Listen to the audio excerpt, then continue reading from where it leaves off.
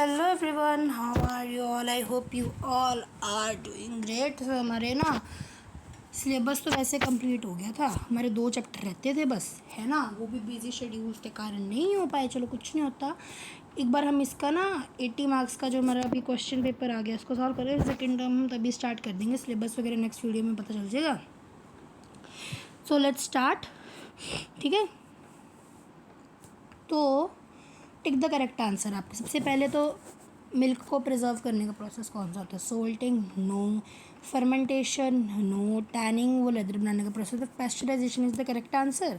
Second क्या है? What is fungus on bread commonly known as? जो ब्रेड के ऊपर अपने पास फंगस लगती है उसको हम लोग ब्रेड मोल्ड कहते हैं। सेकंड का आपके पास आंसर आएगा सी। थर्ड, इनमें से खरीफ क्रॉप कौन सी है? Rice is a kharif crop, ठीक है।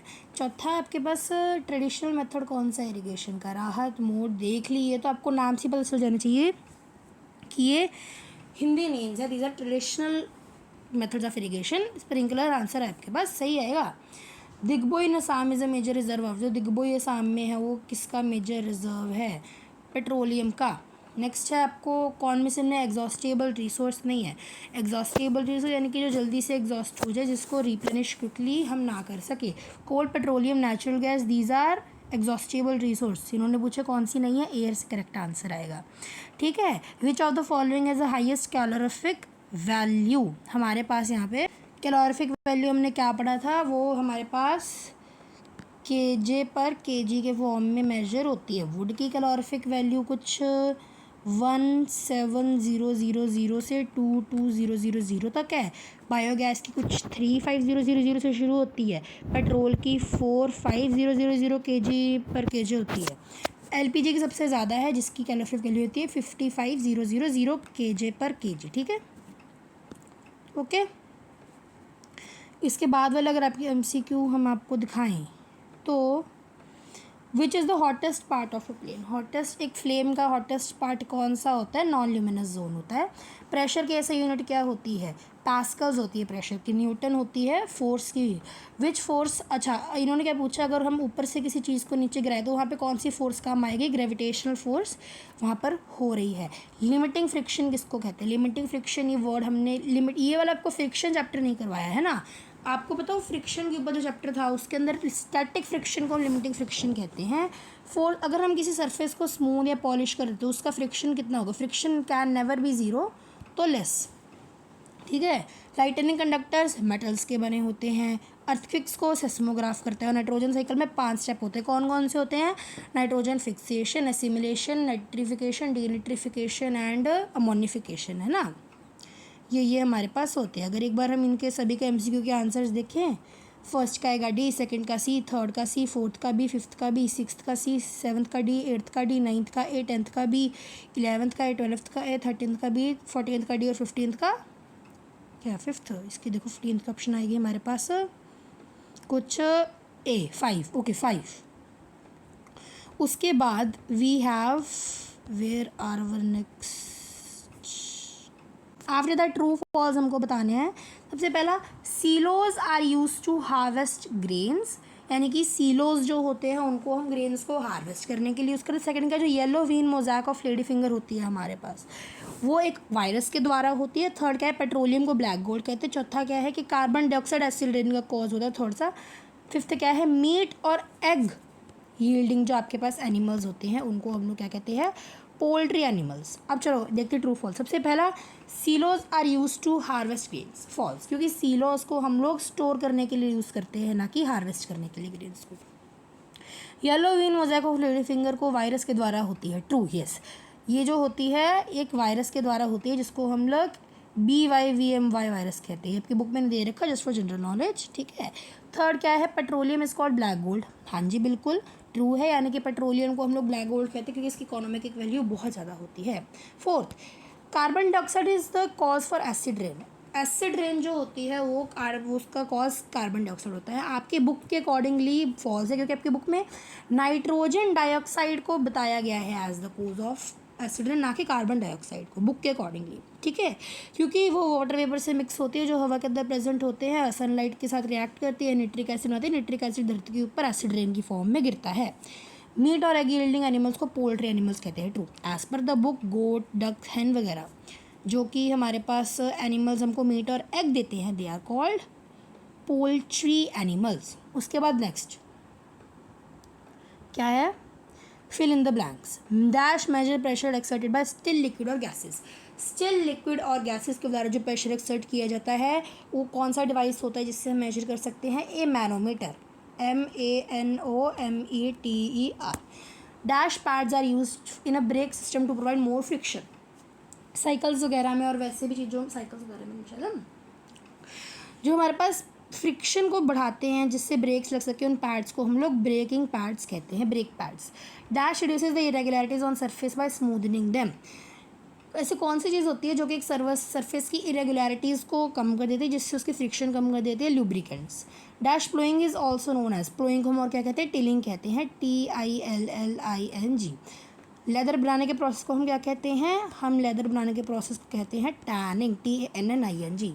सबसे पहले का आएगा मैनोमीटर, दूसरे का आएगा रबर, तीसरे का आएगा ल्यूब्रिकेंट्स, चौथे का आएगा टिलिंग एंड फिफ्थ का आएगा टैनिंग। ओके,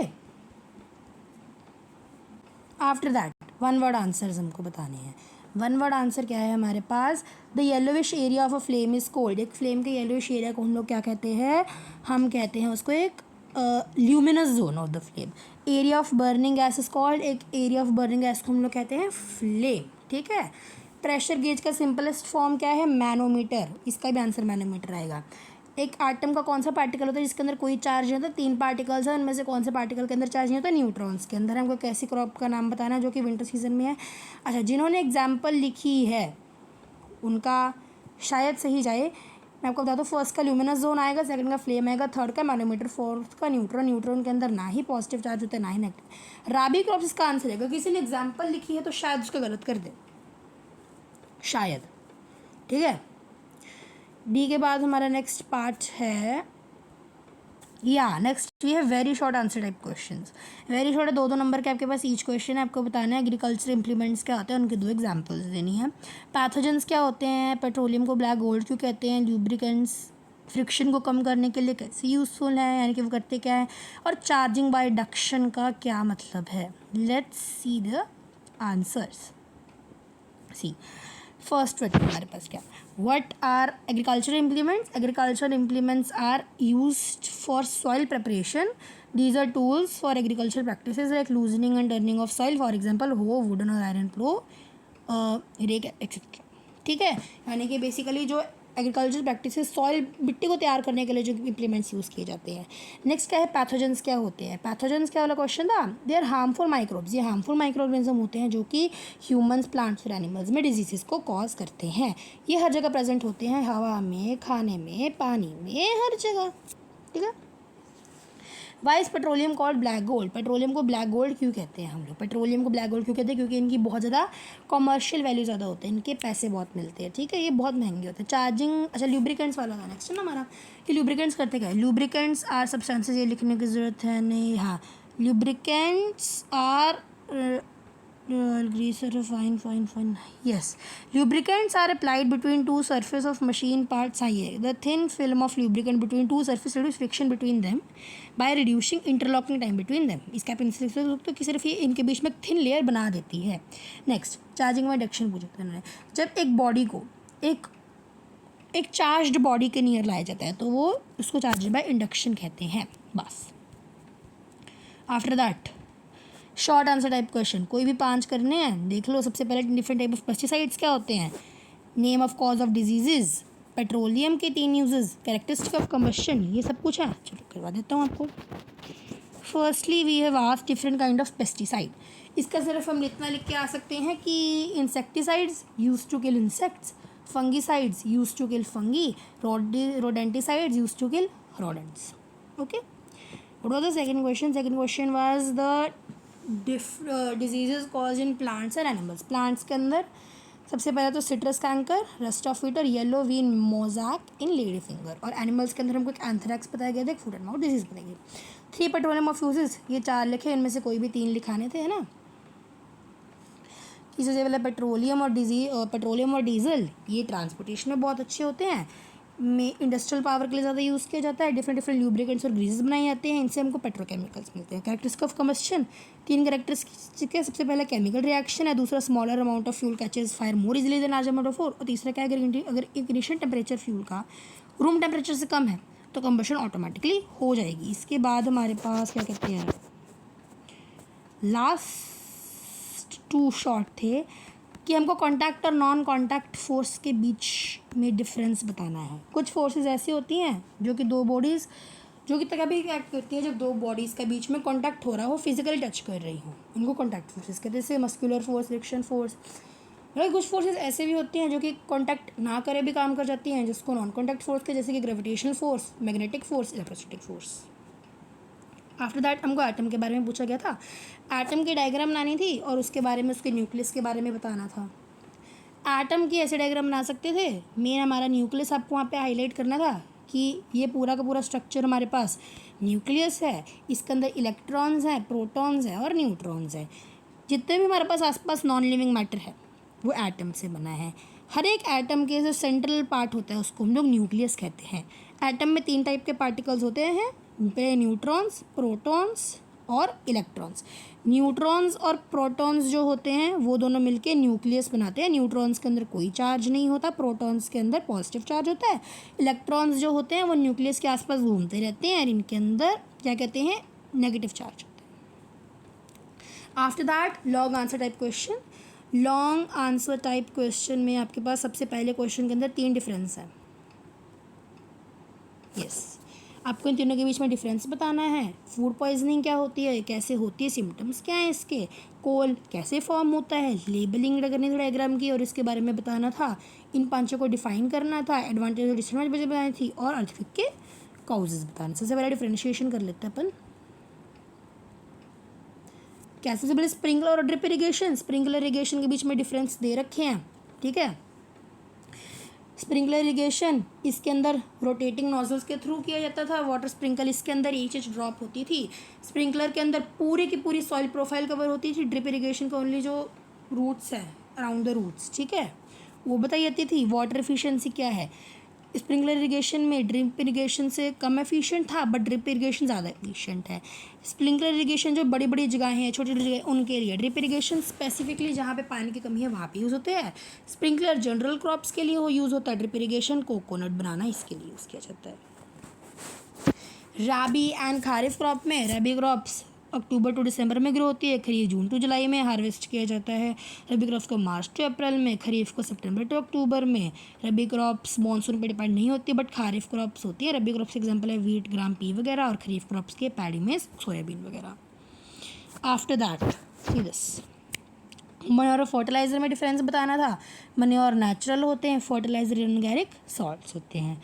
मन्योर्स ऑलमोस्ट सभी एसेंशियल न्यूट्रिएंट्स करते हैं, फर्टिलाइज़र न्यूट्रिएंट स्पेसिफिक होते हैं। मन्योर क्या कहते हैं, सॉइल की क्वालिटी को लॉन्ग टर्म में इम्प्रूव करती है, फर्टिलाइज़र सॉइल की क्वालिटी नहीं इम्प्रूव करती। मन्योर जो होते हैं वो थोड़े बल्कि ज़्यादा होते हैं, इनकन्वीनियंट होते हैं, बल्कि फर्टिलाइज़र कॉम्पैक्ट होते हैं, इजी टू स्टोर होते हैं।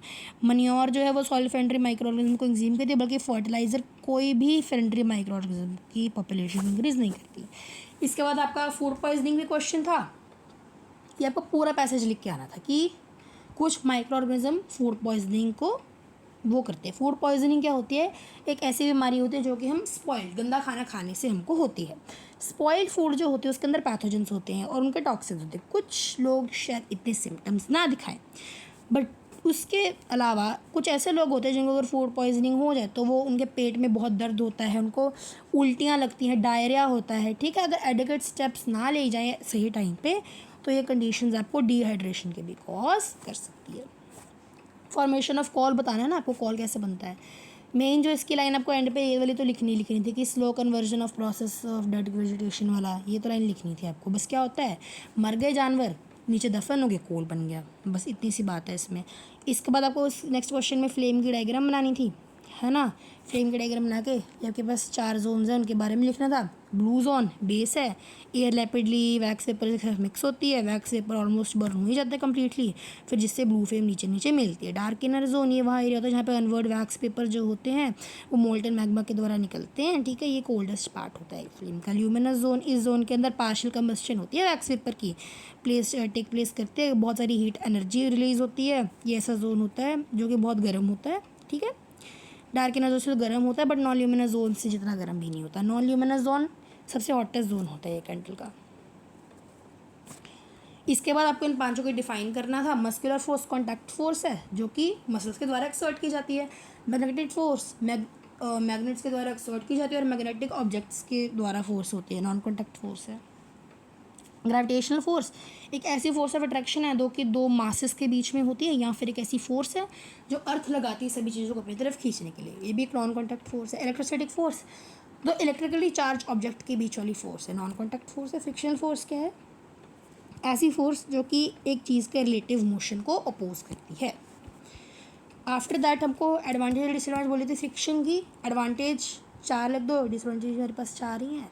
Advantage walking, driving, writing, holding, यानी कि क्या कहते हैं, पकड़ना, लिखना, भागना, दौड़ना, ड्राइविंग करना। डिसएडवांटेज क्या है? एनर्जी वेस्ट होती है, मशीनरी ख़राब होती है, ओवर ईटिंग होती है, और जो हमारे पास wear and tear of footwear होते हैं। आफ्टर दैट हमारे पास इफेक्ट ऑफ अर्थक्वेक्स पूछे थे ना। सबसे पहला क्या है हमारे पास? इफेक्ट लॉस ऑफ लाइफ, बहुत सारे लोग मरते हैं। Effect on town and city में पॉपुलेशन ज़्यादा होती है जिसके कारण, और वर्सन इफेक्ट्स होते हैं। फायर्स, आग लग सकते हैं क्योंकि गैस लीकेज, पेट्रोल पंप्स वगैरह पे अगर कुछ हादसा हो जाए। लैंडस्लाइड, अगर पहाड़ी रीजन पे आया है तो वहाँ पे लैंडस्लाइड के चांसेस हैं। और effect of human made structure, जो इंसान ने स्ट्रक्चर बनाए हैं जैसे कि रोड्स, बिल्डिंग वगैरह, उन पे इफेक्ट होने के चांसेस बहुत ज़्यादा है। ये हमारे यहाँ पे question paper first term officially finish हो गई है। नेक्स्ट वीडियो में हम सेकेंड टर्म का सिलेबस डिस्कस करेंगे and we will start our second term of science. Bye.